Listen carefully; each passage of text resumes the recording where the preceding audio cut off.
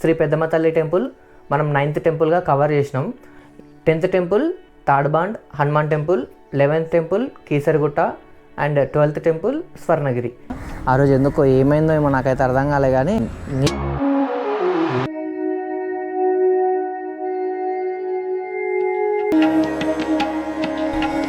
నేను ఇన్ని రోజులు తాడ్బాండ్ అనుకున్నా, కానీ యాక్చువల్గా హాయ్ హలో నమస్కారం అందరికీ, welcome back to my channel Airavatham. నేను మీ వినోద్ కుమార్. మన ప్రీవియస్ వీడియో శ్రీ పెద్దమ్మ తల్లి టెంపుల్ థీమ్ వీడియో మీరందరూ చూసారనుకుంటున్నాను, మీ అందరికి నచ్చింది అనుకుంటున్నాను. శ్రీ పెద్దమ్మ తల్లి టెంపుల్ మనం 9th టెంపుల్గా కవర్ చేసినాం. ఈరోజు మనం 10th temple, 11th temple and 12th temple cover చేయబోతున్నాం.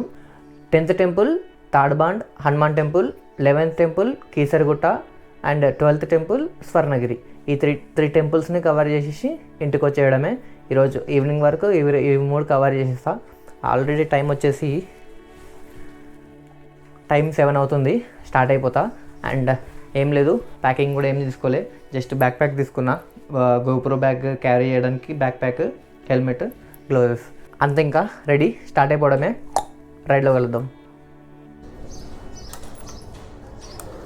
జై శ్రీరామ్, ఓం నమ శివాయ, జై శ్రీకృష్ణ, జై హనుమాన్, రాధే రాధే. చలో మన వ్లాగ్ స్టార్ట్ చేసేద్దాం ఇక. సో ఫైనలీ పెద్దమ్మ టెంపుల్కి వచ్చేసినాం. పెద్దమ్మ టెంపుల్కి ఎందుకు వచ్చినానని ఆశ్చర్యపోతున్నారేమో. లాస్ట్ వీడియోలోనే వెళ్ళాం, మళ్ళీ ఈరోజు ఎందుకు పెద్దమ్మ టెంపుల్కి వెళ్తున్నాడని. లాస్ట్ టైం నేను పెద్దమ్మ టెంపుల్కి వచ్చిన రోజు నాకు పెద్దమ్మ టెంపుల్కి వచ్చినట్లు ఆ ఫీల్ లేదు. నాకు ఎందుకో ఆ రోజు కొంచెం కంఫర్టబుల్గా లేదనమాట. సో అందుకని ఈరోజు మళ్ళీ వచ్చిన టెంపుల్కి.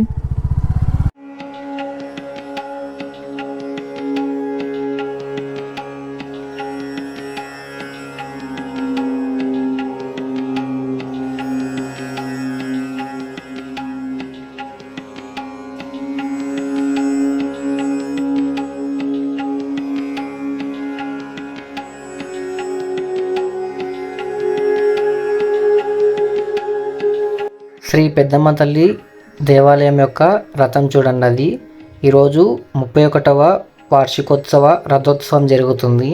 అందుకని ఈరోజు నీట్గా అమ్మవారికి అలంకారం చేసి మంచిగా పూలతో డెకరేషన్ చేశారు. అదిగోండి, ఆ బ్లూ కలర్ పట్ట కనిపిస్తుంది కదా, దాని కిందనే హోమం చేశారు. ఇదిగోండి, ఇక్కడ చాలామంది 1 రూపీ కాయిన్స్ నిలబెడుతున్నారనమాట. ఎందుకంటే ఇక్కడ 1 రూపీ కాయిన్స్ నిలబెడితే వాళ్ళ కోరికలు నెరవేరుతాయి అని అంటారు. నేను కూడా చాలాసార్లు నిలబెట్టా. లోపల నుంచి బయటకు వచ్చే దారి ఇది. ఇలా గుడి లోపల నుంచి బయటకు వస్తామన్నమాట. బయటకు వచ్చిన తర్వాత ఆపోజిట్లో పీజేఆర్ గారిది విగ్రహం ఉంటుంది, లోపల ఉంటుంది. మీకు నెక్స్ట్ చూపిస్తా. ఇలా స్ట్రైట్ వెళ్తే నాగదేవత ఆలయం ఉంటుంది. అండ్ ఇక్కడ మీకు రైట్ సైడ్లో స్టెప్స్ ఉన్నాయి కదా, ఇక్కడ నుంచి పైకి వెళ్తే పైన గణేశునిది టెంపుల్ ఉంటుంది. ఇదిగోండి శ్రీ నాగదేవత ఆలయం.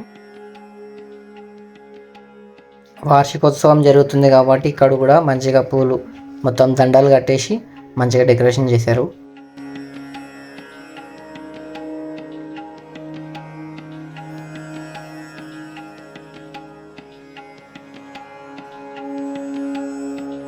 పీజేఆర్ గారు ఉన్న టైంలో 1967లో అలా ఉంది, అండ్ 1919లో ఇలా ఉంది. 2007లో కంప్లీట్గా టెంపుల్ కన్స్ట్రక్షన్ అయిపోయింది. పీజేఆర్ గారు స్టాచ్యూ ఇదిగోండి.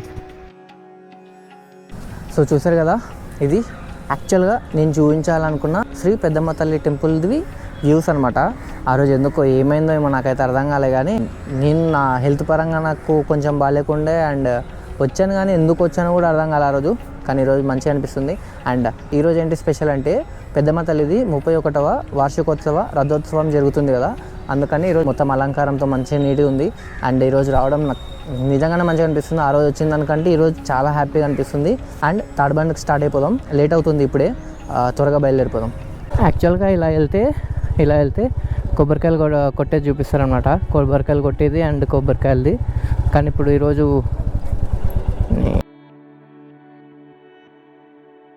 ఆ దారిలో వెళ్తే కొబ్బరికాయలు కొట్టడానికి కానీ కొబ్బరికాయలు కానీ అక్కడే దొరుకుతాయి. ఈరోజు అక్కడ వెళ్ళడానికి లేదనమాట, రథోత్సవం కదా.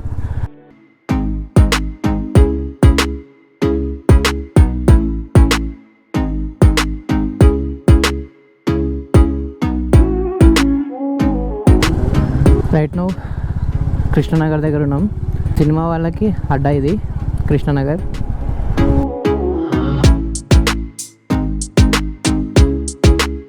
కృష్ణనగర్ అడ్డా. బేగంపేట్ ఫ్లైఓవర్ ఎక్కుతున్నాం. బేగంపేట్ దాటిన తర్వాత కొంచెం ముందుకు వెళ్ళిన తర్వాత ఒకసారి మ్యాప్స్ ఆన్ చేసి చూసుకుంటా తాడ్బండ్ ఎంత దూరం ఉంది, ఎక్కడి నుంచి వెళ్ళాలని. ఎందుకంటే నేను తాడ్బండ్ ఎప్పుడు వెళ్ళలే, ఫస్ట్ టైం వెళ్తున్నా. సో ఒకసారి చూసుకోవాలన్నమాట. ప్యారడైజ్ ఫ్లైఓవర్ దగ్గర ఉన్నాం. రెడ్ గ్రౌండ్స్ ఉంటుంది కదా, దాని పక్క నుంచి లెఫ్ట్ అనుకుంటున్నా. ఈ ఫ్లైఓవర్ దిగంగానే వెంటనే ఫస్ట్ లెఫ్ట్ తీసేసుకోవాలి. లెఫ్ట్ తీసేసుకొని ఒకసారి అక్కడ చూసుకోవాలి. మ్యాప్స్ అక్కడే పెట్టుకుని ఉంటే బాగుండు. ఫ్లోలో వచ్చేసిన చక్ చక్ చక్ చక్ అని అనుకున్నా. ముందుకు వచ్చేసిన అనుకున్నా. ప్యారడైజ్ దగ్గరనే లెఫ్ట్ తీసుకుని పెడుతుండే. కొంచెం ముందుకు వచ్చేసిన, పర్లేదులే పక్క నుంచేగా. ఎంత దూరం వచ్చినాం కదా. నా డిగ్రీ ఫస్ట్ ఇయర్లో ఈ కాలేజ్లోనే ఎగ్జామ్స్ రాసిండే. సిగ్నల్ దగ్గర వెయిట్ చేయడం అంటే అబ్బా. ఓకే 300 మీటర్సా? 8:20 అవుతుంది టైము. శ్రీ తాడ్బండ్ వీరాంజనేయ స్వామి టెంపుల్.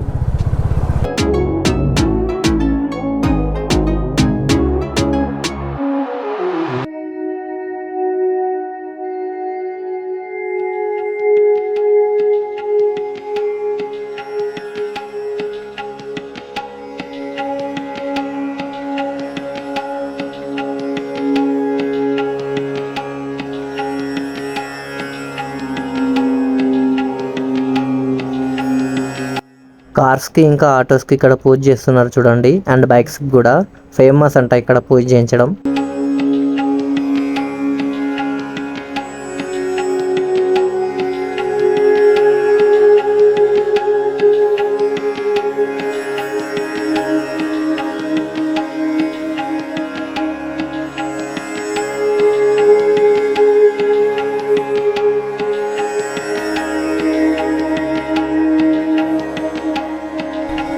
నేను ఇన్ని రోజులు తాడ్బండ్ అనుకున్నా, కానీ యాక్చువల్గా ఇది శ్రీ తాడుబందు వీరాంజనేయ స్వామి దేవస్థానం అనమాట. ఈ తాడుబందు హనుమాన్ టెంపుల్లో దర్శనం మొత్తం నీట్గా అయిపోయింది. అక్కడ సైడ్ వ్యూ కనిపించట్లే. ఇదిగోండి తాడుబందు హనుమాన్ టెంపుల్.